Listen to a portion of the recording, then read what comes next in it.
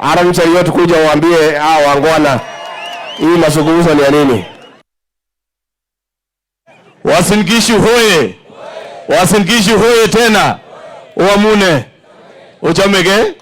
Basi ya kwanza, Your Excellency, karibu hapa kwetu nyumbani, sababu wewe ni mchapakazi na umekuja kutembea maeneo hii.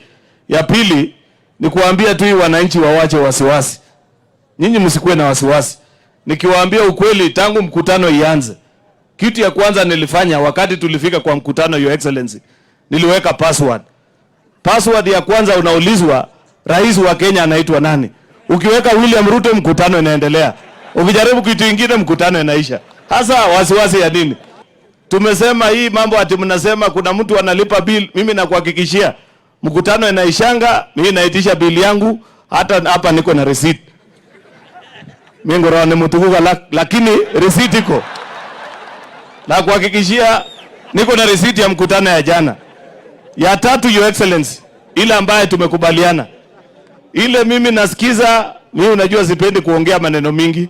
Naona mkutano vile inaenda vizuri.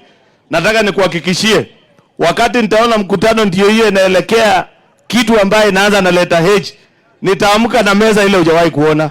Wewe ujitayarishe ukuje unitoe kwa jela, sababu nitaumiza watu hapo. Kwa hiyo so mimi niwahakikishie pale mambo iko sawa.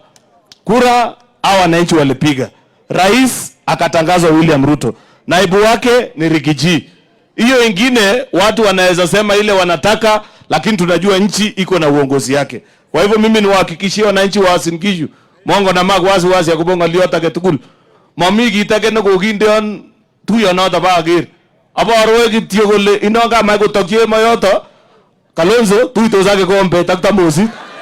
So, Your Excellency, tumekubaliana, mimi nimewaelezea kwa Kaze FM ile maneno ambaye inaendelea hapo. Wewe enda ukiwa unajua hapa ni nyumbani kwako. Kama vile Cheruiyot amekuambia, enda wiki 2 unarudi hapa nyumbani. Wiki 3 unarudi hapa nyumbani. Alafu sisi pia unajua tuko na macho na tunaangalia. Bas, si nyinyi mnaelewa vile inafaa. Si mambo ya Rigiji iko sawa.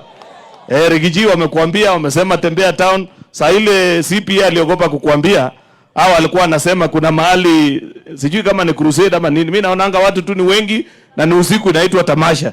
Sijui unaweza pita uone. Mimi ukienda upate pale mbaya, sio mimi nilikuambia, ni hawa walisema. So asanteni na Mwenyezi Mungu awabariki. Na watu wa Elgon View, watu ya Eldoret, tumeshukuru sana. Asanteni sana, Mungu awabariki. Thank you very much.